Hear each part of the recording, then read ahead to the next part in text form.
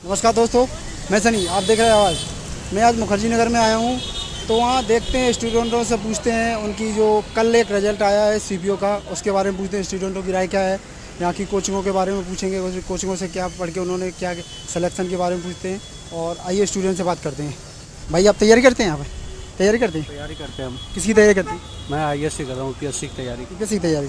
जो यहाँ पर कोचिंग हैं उनके बारे में कुछ बोलना चाहेंगे?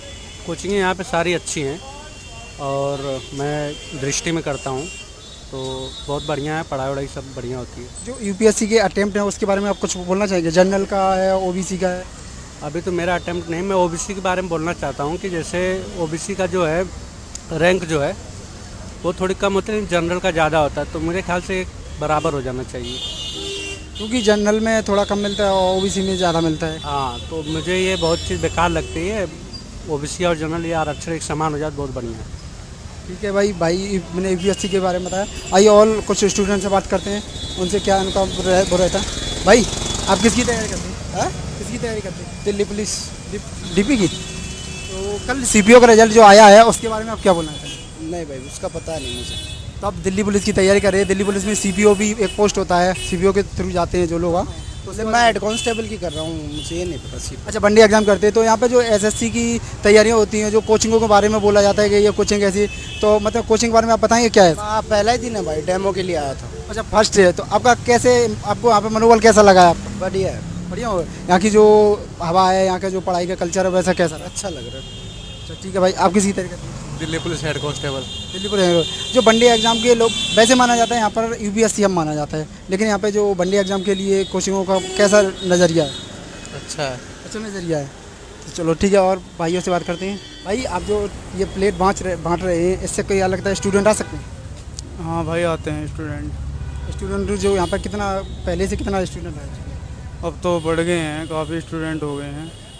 मतलब मैं यहाँ पे जो आपको जो ये दिया जाता है ऐड करने के लिए, स्टूडेंटों को बुलाने के लिए, तो स्टूडेंट का क्या नज़रिया इससे रहता है? आते हैं? इससे देख के स्टूडेंट आते हैं। ठीक है, आइए और लोगों से बात करते हैं। भाई आप किसकी तैयारी करते हैं? किसी तैयारी करते हैं? मीडियम कौन सा आपका? हिंदी मीडियम। हिंदी मीडियम में। अभी आपने देखा होगा, अभी एक धरना चल रहा है जंतर मंतर पर, क्योंकि कोविड में जो 2 साल बर्बाद हुए हैं, उस अटेम्प्ट के बारे में क्या बोलते हैं? कहाँ चल रहा धरना? मैं तो अभी नहीं सुना, इसके पहले तो नहीं सुना कभी। अभी 4-5 दिन ही हुए ही जंतर मंतर धरना हुआ, यूपीएससी के स्टूडेंट कर रहे थे। नहीं पता भी है इसके बारे में। तो आप मित्र हैं, उनसे बात करते हैं। किसकी तैयारी करते हैं मित्र? यूपीएससी यूपीएससी की। मीडियम कौन सा आपका? हिंदी मीडियम। जो आपको मुखर्जी नगर कैसे क्यों चॉइस किया आपने? मुखर्जी नगर तो हिंदी मीडियम के लिए सुना था, बढ़िया यही है, और तो आप तो कोई ऐसा जगह मिला नहीं। फिर यहाँ आए, 1-2 कोचिंग में डेमो लिया, फिर देखा दृष्टि ठीक थी तो इसमें एडमिशन ले लिया। अच्छा, एडमिशन लेने के बाद जो आप जब घर से यहाँ लोगों के बारे में सुना कि यहाँ से निकलते हैं, लेकिन हिंदी मीडियम का जो रिजल्ट है वो दिनों दिन कम होता जा रहा है, उसके बारे में क्या? नहीं, जैसे रेशियो के हिसाब से देखें तो कम नहीं है इतना। जो रेशियो है, जितने लोग हिंदी मीडियम मेंस में अपेयर हो रहे हैं उनकी तुलना में बराबर है, इतना भी कम नहीं है। अगर पूरा अपन अनुपातिक रूप से तैयारी करें तो ऐसा कोई वो नहीं है हिंदी मीडियम वाला। लेकिन हिंदी मीडियम में कुछ अलग देखा जाए कि इंटरव्यू में भी नंबर कम रखे जाते हैं, उस पर क्या आप कुछ बोलें? सर इस बात में तो इतना नॉलेज नहीं है, पर शायद तक जहाँ तक सुना है मिथ है इतनी। मतलब इंटरव्यू में नंबर की तो कम कोई चांस नहीं। रवि कुमार सिंह के 2 बार इंटरव्यू में बढ़िया नंबर आए उनके।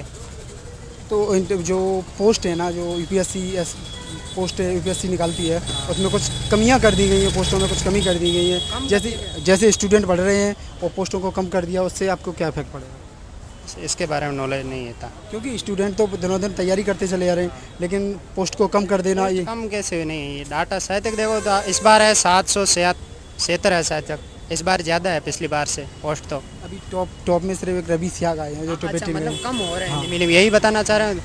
कम क्यों? ठीक है। मित्र अग्निवीर के बारे में आप क्या बोलना चाहेंगे? देखो, जहाँ तक मैं बोलता हूँ कि जो लड़के हैं वो प्रोटेस्ट कर रहे हैं, वो अब तो शायद कम होंगे और जो जनरल मेजर है उन्होंने बता दिया है कि वापस नहीं ली जाएगी, तो उससे एक बयान से अब लड़के जो प्रोटेस्ट कर रहे हैं वो तो कम हो गए।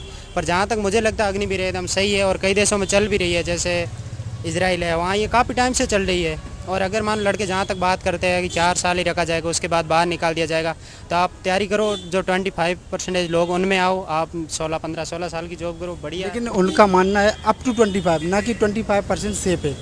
1 से लेके 25% के बीच में रखा जाएगा, लेकिन 25% नहीं हुआ। नहीं, उसमें अगर अपन पढ़े तो डाटा में ये लिखा है कि जो अभी 4 साल के जो लड़के लेंगे उनमें से 25% लोग होंगे, उनको आगे रखा जाएगा कंटिन्यू, जो उनमें बेस्ट लोग होंगे उनको।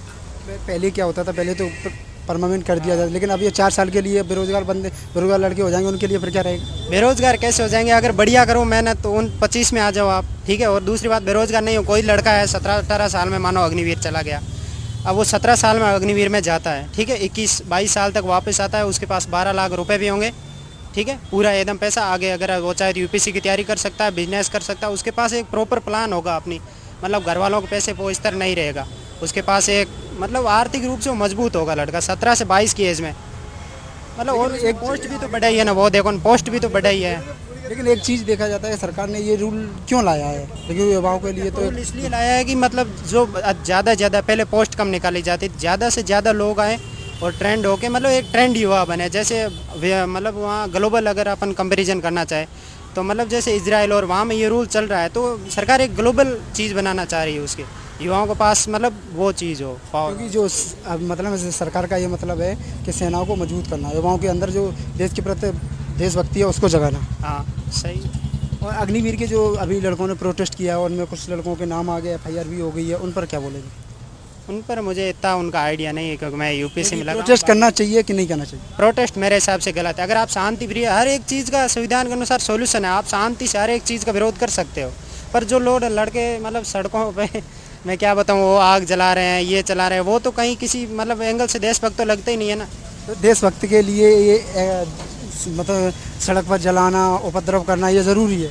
ये आप पूछ रहे हो कि वो सही है कि नहीं? मेरे हिसाब से तो गलत है। मेरे क्या, संविधान के हिसाब से ही गलत है। संविधान आपको हक देता है, आप शांति से हर एक चीज़ करो, आपकी अपील सुनी जाएगी, पर लड़के गाड़ियाँ तोड़ फोड़ कर रहे हैं, किसी का अगर उसमें कोई लेना देना नहीं। मानो एक गाड़ी का वीडियो आ रहा है कि उसकी गाड़ी जला दी गई, उसमें कोई गलती नहीं थी बेचारे की, उसकी गाड़ी जला दी गई। तो सरकार से अपील करो, शांति से होता है, संविधान अपन को हक देता है हर एक चीज़ में, अपने मौलिक अधिकार है, अपनी बातों को सरकार तक रखें।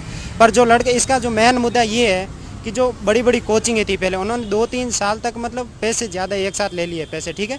जो छोटी कोचिंग वाले वे वो क्या करते हैं, एक बैच चलाते हैं, लड़के आते हैं आर्मी की तैयारी करते हैं, उतना ही पैसा लेते। जो बड़ी बड़ी कोचिंग है उनमें क्या होता है कि जैसे 1-2 साल पैसे ले लेते कि हम आपको गारंटी दे रहे हैं, आपका सिलेक्शन हो जाएगा, तो उन लड़कों से पहले 2-2, 3-3 लाख रुपए ले लेते हैं।